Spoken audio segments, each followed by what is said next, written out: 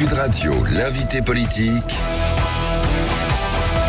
Jean-Jacques Bourdin. Bonjour à toutes et à tous, il est 8h33. Vous voulez savoir, alors parlons vrai ce matin avec Yaël Braun-Pivet, ancienne présidente de l'Assemblée nationale, candidate dans la 5e circonscription des Yvelines pour la majorité présidentielle. Yaël Braun-Pivet, bonjour. Bonjour. Merci d'être avec nous. Je vais commencer avec ce qui s'est passé à Courbevoie. Cet enfant de 12 ans, j'ai vu que certains parlaient de jeune femme. J'étais abasourdi. Cette jeune fille, cet enfant de 12 ans, violée, parce que juive, je dis bien parce que juive, et je me posais la question, Yaël Braun-Pivet, comment 2 adolescents de 13 ans ont-ils été éveillés à la haine des juifs par leur famille, par les réseaux sociaux, par TikTok? Que nous dites-vous ce matin? Je vous dis avec gravité mon émotion. Je suis maman, j'ai des filles, et effectivement, je mesure la douleur infinie des parents de cette jeune fille, de cet enfant, comme vous dites, du drame absolu qu'elle a dû vivre. Et aujourd'hui, d'abord, je voudrais lui dire à quel point on pense à elle, et à quel point le pays, la France entière est avec elle, à ses côtés, pour justement lui assurer tout notre amour et tout notre soutien. C'est terrible ce qui s'est passé. C'est terrible ce qui se passe en France en ce moment. C'est terrible parce qu'on voit que cette haine antisémite ressurgit alors que l'on pensait qu'elle était derrière nous, qu'elle appartenait aux heures sombres de notre histoire. Moi, depuis que je fais de la politique, j'ai été à de nombreuses reprises victime juste d'insultes antisémites, de menaces antisémites. Et on voit que ces actes antisémites ont explosé en France, plus 1000%. Certains considèrent que c'est résiduel, d'autres considèrent que finalement les Juifs l'ont bien cherché. C'est terrible. C'est terrible parce que c'est pas notre pays, ça n'est pas notre France. La France des Lumières, la France de la fraternité, la France où la religion n'est pas un facteur d'identité, la France de la laïcité. Et donc voir cette France avec des personnes qui se révèlent dans un antisémitisme crasse, c'est effectivement terrible et ça doit nous alerter tous. C'est pour ça d'ailleurs qu'avec le président du Sénat, le 12 novembre dernier, nous avions organisé une grande marche contre l'antisémitisme, parce que nous nous disions que nous ne pouvions pas rester nous ne pouvions pas ne rien faire, qu'il nous appartenait en tant que président d'institution de réagir. Et la France nous avait entendus à l'époque, et il faut que la France se réveille, entende cela, et qu'elle ne laisse pas prospérer ces haines, parce que on n'est pas dans la théorie là, on n'est pas dans les injures faciles qu'on peut retrouver sur les réseaux sociaux, on est dans la vraie vie, où une enfant vient d'être violée, vient d'être battue, parce que juive. Et donc, il faut un réveil collectif, et il faut que chacun soit face à ses responsabilités. J'allais employer le mot responsabilité. Où sont les responsabilités? Parce qu'il va bien falloir qu'on les désigne, les responsables. Responsabilité parentale, responsabilité des réseaux sociaux, responsabilité de l'importation en France de ce conflit entre Israël et les Palestiniens, responsabilité de certains politiques. Où sont les responsables? Alors, on regardera évidemment les faits précis, on va laisser l'enquête se faire, mais ce qui est sûr, ce qui est certain, c'est que sur l'antisémitisme, nous avons évidemment une libération de la parole, nous avons évidemment des personnes dans notre espace politique qui soufflent sur les braises, nous avons évidemment des personnes dans l'espace politique qui essayent et qui importent un conflit, le conflit israélo-palestinien, on le sait tous, on le voit tous. Et il faut que ça cesse. Moi, je lisais ce matin le communiqué de presse du candidat NUPES, justement, sur la circonscription de Courbevoie, et qui nous dit que c'est une agression à caractère extrêmement violent subie par cette très jeune fille de confession juive. Mais en fait, c'est une agression antisémite. Il faut le dire, il faut nommer les choses. Et on voit que certains continuent à ne pas nommer les choses. Et puis, comme vous le savez, moi-même, lorsque je me suis rendue en Israël pour témoigner, juste après l'attaque du 7 octobre, la solidarité de la France face au terrorisme abject et antisémite, eh bien, un leader de la France insoumise a osé dire que j'étais partie camper à Tel Aviv. C'est ça qui attise cette haine, c'est ces petits mots, c'est ces réflexions insidieuses. Et puis après, on se dit... Ils sont responsables. Donc, en tout cas, ils participent à ce climat et à cette explosion des actes antisémites. C'est évident, c'est évident. Je rappelle que c'était les seuls... Vous parlez de la France insoumise, évidemment. Et je rappelle que c'était les seuls à ne pas venir marcher à cette marche contre l'antisémitisme. Les seuls. Vous parlez de la France insoumise. Le Rassemblement national est-il à vos yeux aussi, parfois, un parti raciste et antisémite ?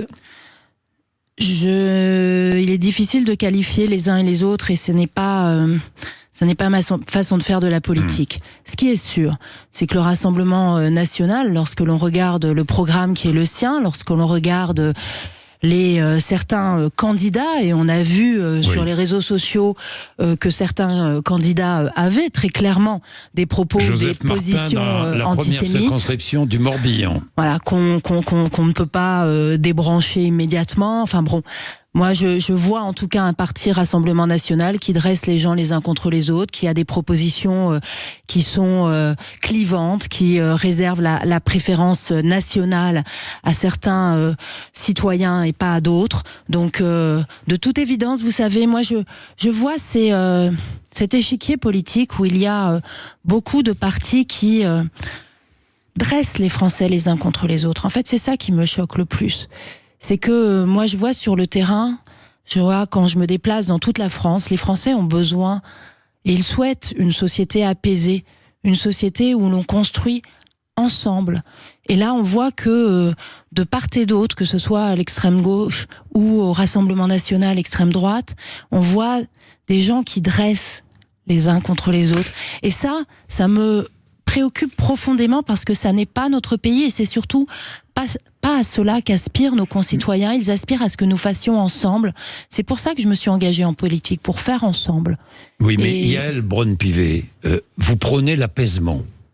Mais est-ce que le président de la République, aujourd'hui, apaise notre société lorsqu'il qualifie le nouveau Front populaire de parti immigrationniste?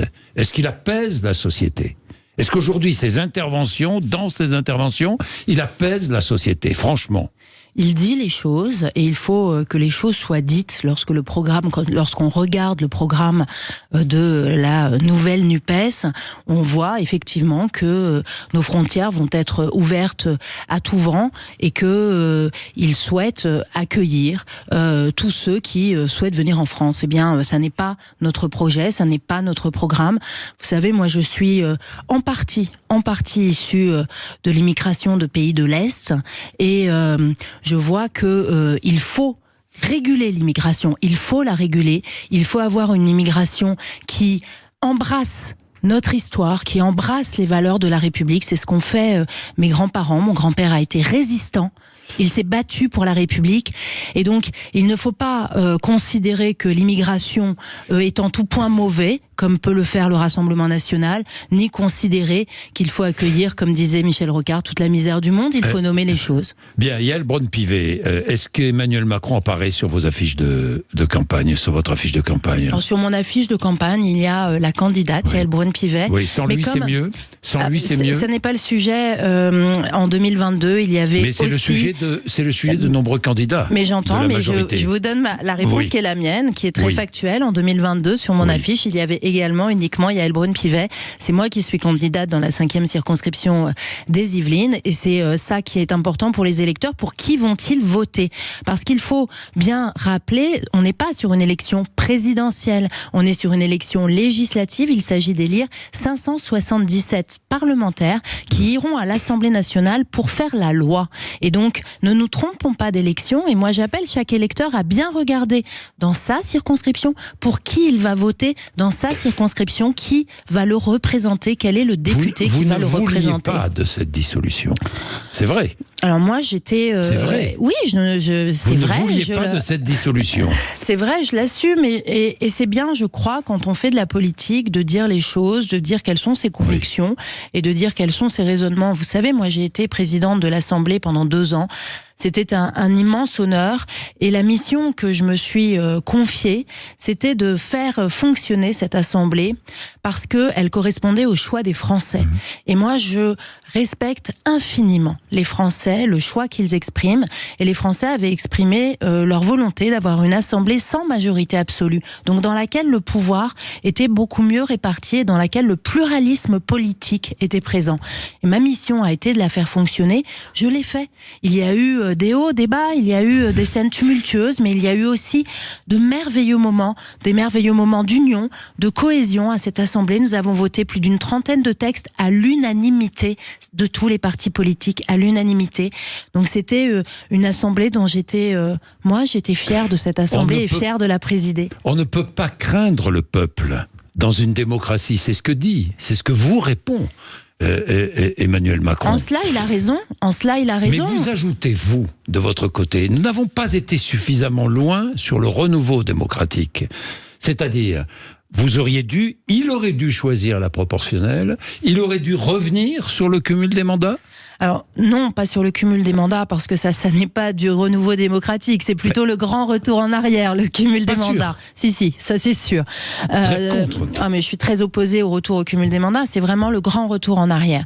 Mais effectivement, en 2017, nous avions promis ce renouveau démocratique, nous l'avons commencé avec... Vous ne l'avez pas fait. Nous l'avons commencé. On a voté la fin des emplois familiaux, la fin de la réserve parlementaire qui permettait aux députés d'arroser leur territoire avec des subventions. Donc nous avons fait un certain nombre de mesures, mais nous n'avons pas été assez loin. Et moi, je suis convaincue que le renouveau démocratique, il passe par quoi ? Il passe par plus de paroles aux citoyens, donc plus de référendums, plus de consultations locales. Il faut que les citoyens puissent exprimer leur opinion beaucoup plus fréquemment que simplement en élisant leurs représentants, que ce soit à l'Assemblée nationale ou à la présidence de la République. Je pense qu'il faut plus de pouvoir à l'Assemblée nationale. Moi, je crois profondément que l'Assemblée nationale, lieu du pluralisme politique, lieu du débat, lieu où 577 parlementaires essayent de construire des solutions communes, eh bien, doit avoir davantage de pouvoir par rapport au pouvoir exécutif. Et là, lorsque nous verrons le nouveau paysage de l'Assemblée nationale, j'espère que nous pourrons justement faire cela, construire des coalitions, se regrouper pour justement faire ensemble. Vous appelez à la création d'un bloc républicain, dit républicain, parce que on se pose la question, est-ce que la gauche n'est pas républicaine et républicaine? Est-ce que le Rassemblement national est républicain? Franchement. Mais justement, c'est pour ça que le Front républicain... Le bloc républicain, ça veut dire quoi? Je suis un peu comme vous. Moi, je n'aime pas forcément trop cette dénomination parce que, à nouveau, moi, j'ai toujours eu comme ligne de conduite à l'Assemblée nationale de respecter et de traiter les députés de la même façon, quel que soit le parti auquel ils appartenaient. J'ai toujours dit que je ne faisais pas le tri entre les députés. En revanche, là où moi je considère qu'il faut dans l'espace central construire quelque chose, c'est le ensemble. C'est-à-dire que moi je pense qu'il faut faire ensemble. Et aujourd'hui on voit bien que le Rassemblement national fera tout seul, puisque les Républicains peur de gouverner, n'ont pas souhaité dans leur immense majorité, c'est-à-dire à 99%, les rejoindre, et je les salue de ne pas l'avoir fait. Et de l'autre côté, on voit que personne ne voudra rejoindre la NUPES. Et donc on a ces blocs qui ne pourront que gouverner seuls, en s'opposant avec les autres, alors que justement l'aspiration des Français, c'est de faire ensemble. Donc moi je prône la construction d'un gros bloc central, responsable, raisonnable, qui est capable de porter une politique qui sert les Français, qui n'est pas dans l'excès et surtout qui ne dresse pas les Français les uns contre les autres, mais qui construit une France apaisée. C'est à cela que j'appelle aujourd'hui dans ces élections législatives. Est-ce que vous pensez que le RN a peur de gouverner ? Ce qui est sûr, c'est que on voit deux choses en ce moment. on voit d'une part un Rassemblement national qui vient nous expliquer que s'il n'a pas de majorité absolue, il ne gouvernera pas. Et ça, c'est très antidémocratique parce que cela veut dire qu'il ne respectera pas le choix des Français exprimé dans les urnes.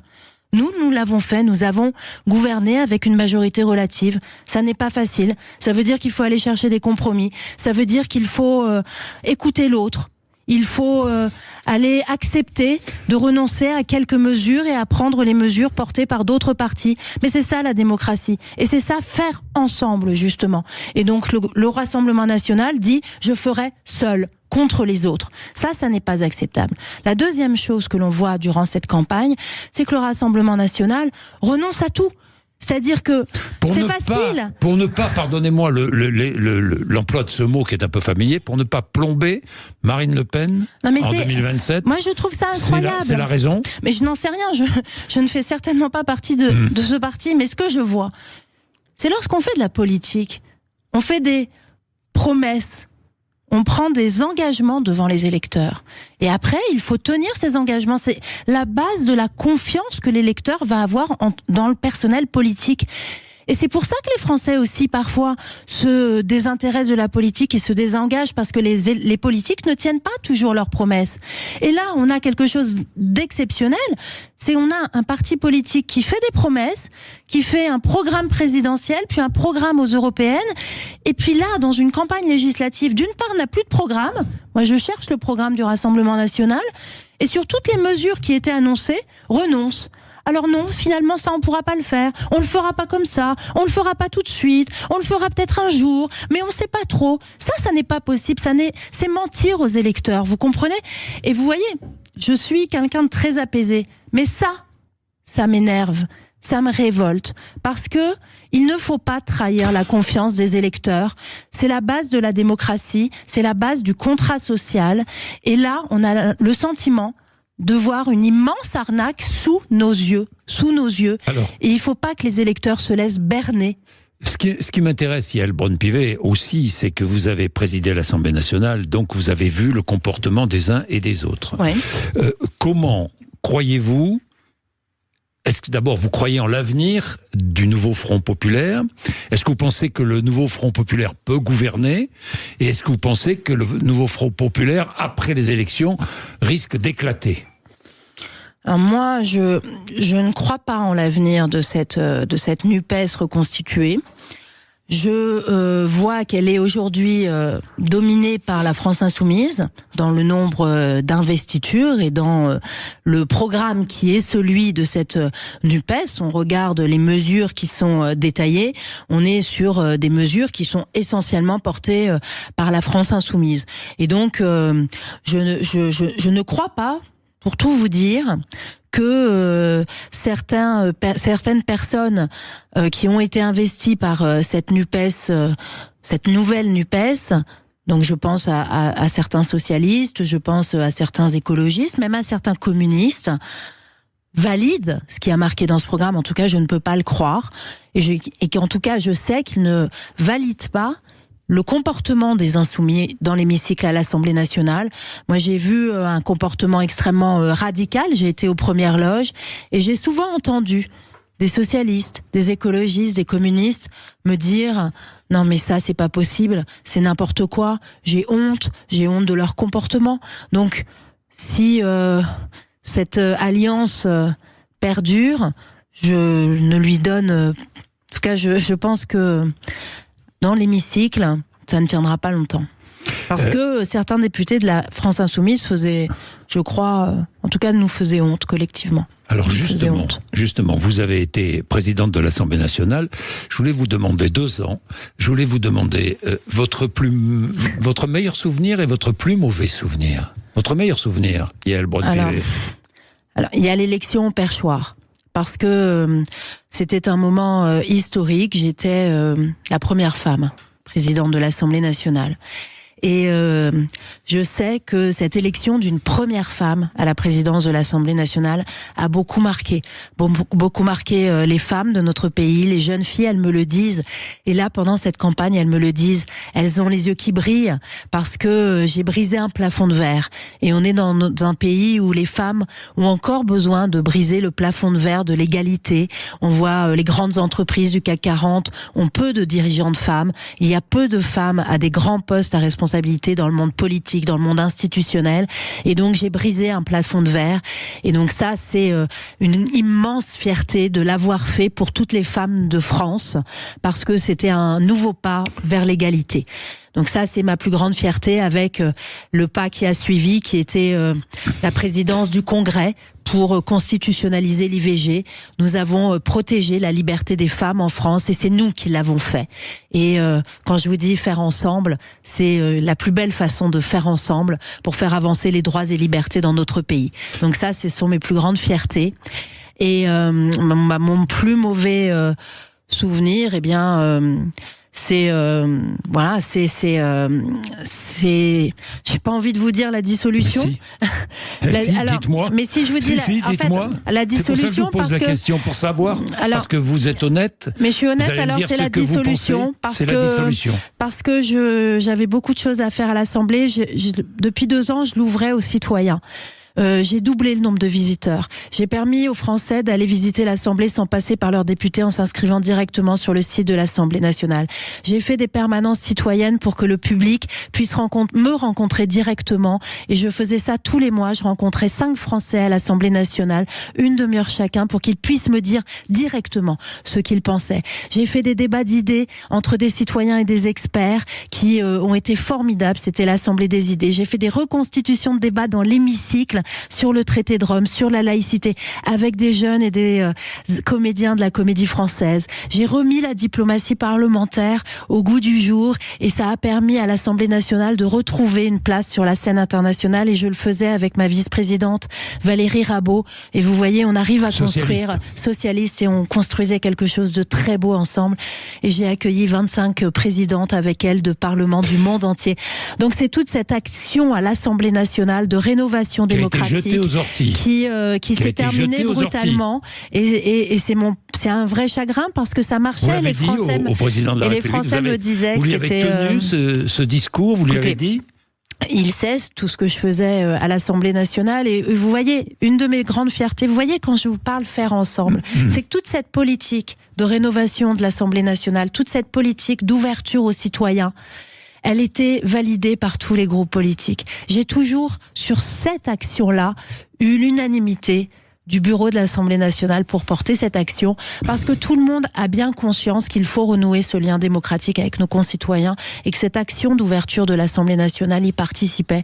Et donc, moi, mon plus grand rêve, c'est de pouvoir la continuer, cette action, parce que je pense qu'elle est essentielle pour que notre démocratie puisse continuer. À la présidence de l'Assemblée nationale. Eh bien, si cela était possible, évidemment que je souhaiterais... Vous serez candidate si vous êtes élue députée. Je pourrais, et je serais candidate, évidemment, parce que je pense que cette action d'ouverture, qui à nouveau emportait l'adhésion de tous, est fondamentale dans notre démocratie, que je juge en danger. Et donc, je pense que c'était la première fois qu'on avait cette action résolue d'ouverture et de rapprochement de l'Assemblée envers les citoyens.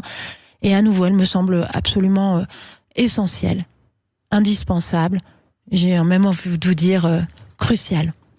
Merci Yaël Braun-Pivet d'être venue nous voir ce matin sur l'antenne de Sud Radio. Vous réagissez, comme vous le faites tous les matins, 0826 300 300. À tout de suite sur l'antenne de Sud Radio, évidemment.